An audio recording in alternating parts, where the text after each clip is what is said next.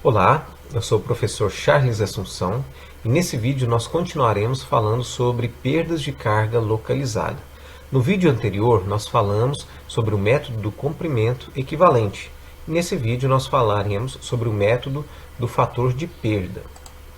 Lembrando as diferenças entre esses dois métodos, na verdade eles no final vão dar o mesmo resultado, mas nós vamos escolher o uso de um método ou de outro em função do tipo de informação que nós temos.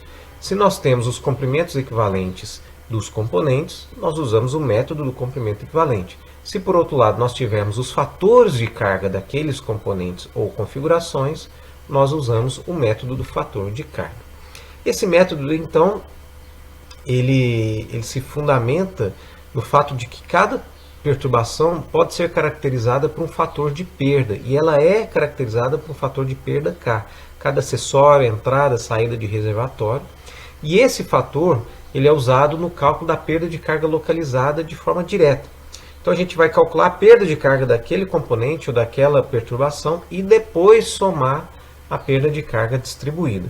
No método do comprimento equivalente, nós somávamos os comprimentos equivalentes ao comprimento geométrico da tubulação e calculava de uma vez só a perda de carga total. Aqui a gente tem que calcular a perda de carga distribuída, as perdas de carga localizadas e depois somar. Mas no final o resultado tem que ser o mesmo.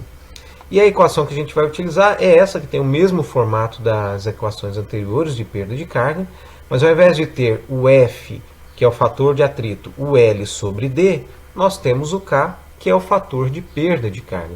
E aí os fornecedores podem, então, nos dar esta informação, fator de perda direto, que aí a gente vai multiplicar pelo restante daquela equação, que seria V ao quadrado sobre 2G. Então vejam que isso que eu estou falando fica mais claro se a gente perceber aqui na equação. Do lado esquerdo nós temos a equação de perda de carga para o comprimento equivalente. Os fornecedores muitas vezes, então, ao invés de informar o comprimento equivalente, informam o fator de perda, que já é a junção desses três parâmetros, né? O comprimento, o diâmetro e o fator de atrito. E aí a gente tem o fator de perda multiplicando lá pela velocidade ao quadrado dividido por 2G, a gente obtém a perda de carga naquela singularidade, e aí a gente pode somar tudo depois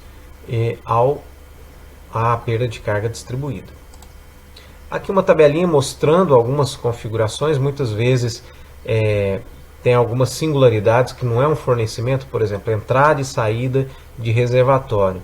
É difícil expressar isso em termos de comprimento equivalente, é muito variável. Então, esse método abrange esse tipo de situação, que o método do comprimento equivalente talvez tenha um pouco mais de dificuldade, porque o fornecedor não sabe qual que é o reservatório exatamente. E aí, então, a gente pode ter o cálculo aqui do fator de perda, a letrinha K.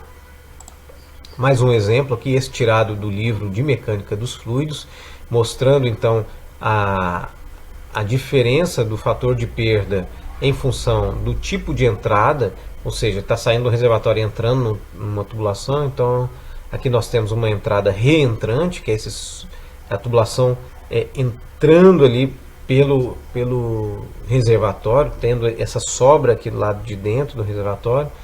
Quando ele apenas faz o faceamento, ou seja, borda viva, já melhora bastante a perda. E lembrando, né, que quanto menor esse fator de perda, menor vai ser a perda de carga. Então a gente quer minimizar esse fator.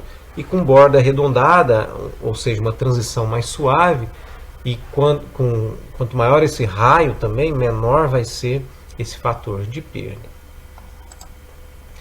E vamos fazer um exercíciozinho aqui só para aplicar o conceito. Lembrando aqui da equação, então, fator de perda, velocidade ao quadrado sobre 2G. A gente vai calcular a perda de carga localizada total, apenas dos componentes na instalação abaixo, considerando um diâmetro de 4 polegadas e uma vazão de 50 metros cúbicos por hora. Os parâmetros são semelhantes ao exercício do método do comprimento equivalente. Então a gente vai considerar dois joelhos de 90 graus, com fator de perda de 0,9, a válvula tipo globo totalmente aberta com K igual a 10, e a válvula de retenção com K igual a meio. Gostaria de fazer um comentário interessante, é que sempre quando a gente tiver válvulas, os fatores de perda ou os comprimentos equivalentes são informados considerando a válvula totalmente aberta. Então, fazendo aqui o cálculo, que é bastante simples, é basicamente uma aplicação da equação, transformando a vazão para metros cúbicos, o diâmetro para metros, a área para metro quadrado, a gente obtém a velocidade em 1,71. E aí é simplesmente somar os fatores de perda, porque todos eles têm o mesmo diâmetro.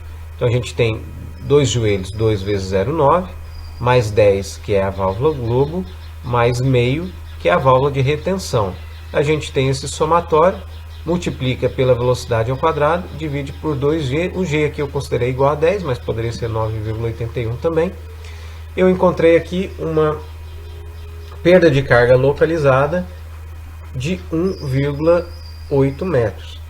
Para a gente saber a perda de carga total, a gente teria que saber o comprimento de trecho reto de tubulação, fazer o cálculo da perda de carga distribuída e aí sim somar com esse 1,8 metros para obtermos a perda de carga total.